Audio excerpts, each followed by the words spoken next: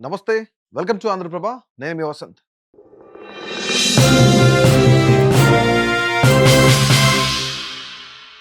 ఆంధ్రప్రదేశ్‌లో ఇప్పుడు సంచలనం రేకెత్తిస్తున్న కేసు ఏదైనా ఉందంటే గాదే సాయి వంశీకృష్ణ.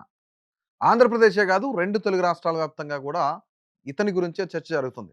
ఎందుకంటే మే 9వ తేదీన గత నెలలో అతను మార్కాపురంలో ఉండగా ఒక ఇద్దరు కానిస్టేబుల్స్ వెళ్లి అతన్ని అరెస్ట్ చేశారు. ఎందుకంటే కోర్టుకి హాజరవ్వాల్సిన 2 కేసుల్లో భాగంగా అతను కోర్టుకి హాజరు కాకపోవడంతో పోలీసులు అరెస్ట్ చేసి విజయవాడలో ఉన్న కృష్ణలంక పోలీస్ స్టేషన్‌కి తీసుకొచ్చారు అనేది ఇక్కడ జరుగుతున్న చర్చ. అయితే ఇదంతా ఒక ఎత్తు అయితే అసలు ఇతన్ని ఎందుకు తీసుకొచ్చారు ఏంటి అనేది పక్కన పెడితే, అసలు ఈ సాయి వంశీకృష్ణ విషయంలో ఏం జరిగింది? నిజంగానే పోలీసులు కొట్టారా?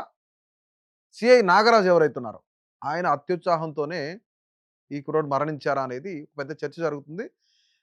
ఓవరాల్‌గా కృష్ణలంక పోలీస్ స్టేషన్‌లోనే లాకప్ డెత్ జరిగింది అనేది ఇప్పుడు రాష్ట్ర వ్యాప్తంగా ఉన్న చర్చ. నిజంగానే సీఐ నాగరాజు ఎందుకు అంత దురుసుగా ప్రవర్తించాడు?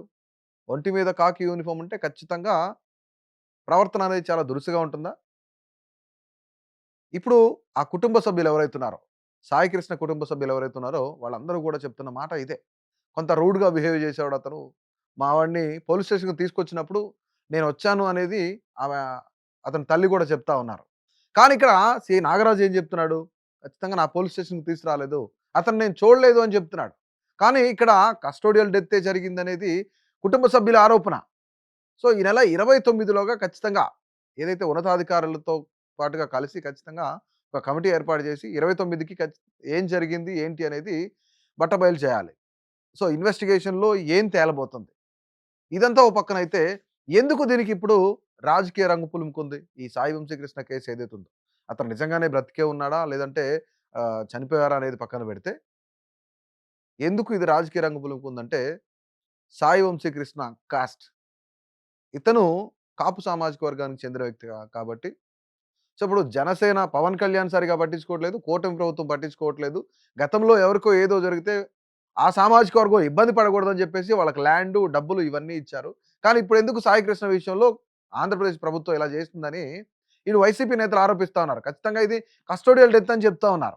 ఎవరైతే కస్టోడియల్ డెత్‌కి గురి చేశారో అంటే సీఐ నాగరాజు పైన వీఆర్ వేటు వేశారు. కానీ ఇక్కడ సింగపూర్ నుంచి వచ్చిన చంద్రబాబు నాయుడు ఇమ్మీడియేట్‌గా పవన్ కళ్యాణ్‌తో భేటీ అయ్యి ఇది వీఆర్ గాదు. అతన్ని వీఆర్‌కి పంపించొద్దు. సస్పెండ్ జేయండి. ఈ కేస్ పూర్తిగా తేలే వరకు అతన్ని సస్పెన్షన్‌లోనే ఉంచండి అని జెప్పేసి ఇమ్మీడియేట్‌గా ఆర్డర్స్ గూడా ఇచ్చేసారనమాట. సో, పూర్తిగా అసలు ఏం జరిగింది ఇతని కేసులో? తల్లి చెప్పే వెర్షన్ ఏంటి? సీఐ నాగరాజ్ చెప్పే వెర్షన్ ఏంటి? వాళ్ళ మేనమామ ఏం మాట్లాడుతా ఉన్నాడు? అనేది ఇవన్నీ కోణాల్లో గనుక మనం చూస్తే అన్నీ తెలియాల్సింది ఖచ్చితంగా ఈ నెల 29వ తేదీన. అంటే మే 9వ తేదీన పోలీసులు కస్టడీకి తీసుకున్నారు. మార్కాపురంలో ఉన్న వ్యక్తిని ఎందుకంటే అతని పైన అనేకమైన కేసులున్నాయి. పోక్సో కేసుంది, మర్డర్ కేసుంది, తర్వాత గాంజా కేసుంది. ఇలాంటి అన్ని కేసులున్నాయి గాబట్టి, అనేకమైన కేసులున్నాయి. ఇతని పైన కృష్ణలంక పోలీస్ స్టేషన్‌లో రౌడీ షీట్ గూడా ఓపెన్ అయిందనేది ఇప్పుడు జరుగుతున్న ఒక పెద్ద చర్చ. ఇలాంటి వ్యక్తి పరిస్థితి ఏంటి? ఈరోజు ఇది కేవలం పోలీసులే జేశారా?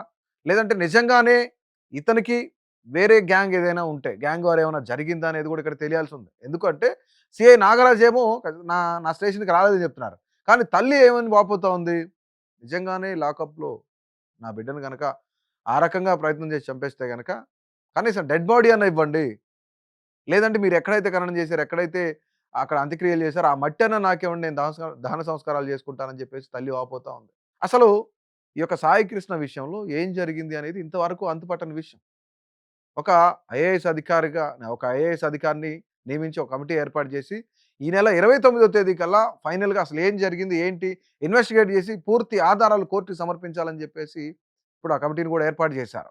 అసలు నిజంగానే సాయి కృష్ణ పోలీస్ స్టేషన్‌కి వెళ్ళుంటే, తల్లి కూడా నేను ఒకసారెళ్ళాను, 2 సార్లెళ్ళాను, చాలా సార్లెళ్ళాను. నా కొడుకును చిత్రహింసలకు గురి చేస్తా ఉన్నారు. ఇందులో కీలకమైన వ్యక్తి నాగరాజే ఉన్నాడు అని చెప్పేసి చర్చ జరుగుతా ఉంది. నిజంగానే అసలు తల్లి చెప్పేది ఎంతవరకు నిజం ఉంది? ఒకవేళ పోలీస్ స్టేషన్‌కి సాయికృష్ణని తీసుకొస్తే సీఐ నాగరాజు ఎందుకు తీసుకురావాలని చెప్తున్నాడు?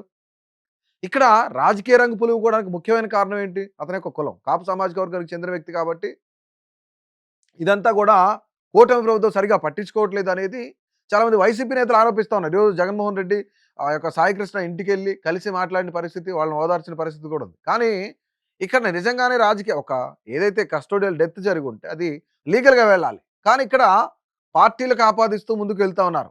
ఇది రాజకీయ రంగు పులుముకుంది. ఎందుకు ఈ రాజకీయ రంగు పులుముకుంటుంది?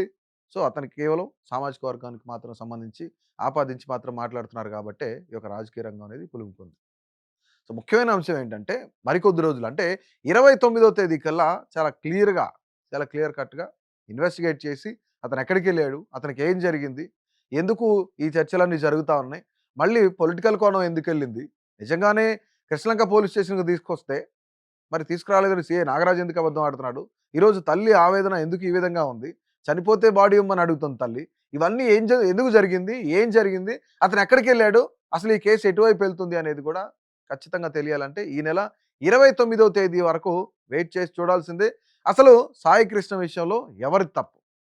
సీఐ నాగరాజు తప్పా? లేదంటే మార్కాపురం నుంచి కృష్ణలంక పోలీసులు కృష్ణలంక వరకు తీసుకొచ్చిన ఇద్దరు కానిస్టేబుల్స్‌కి తప్పా? లేదంటే వేరే గ్యాంగ్‌తో ఇతనికేమైనా సంబంధాలున్నాయా?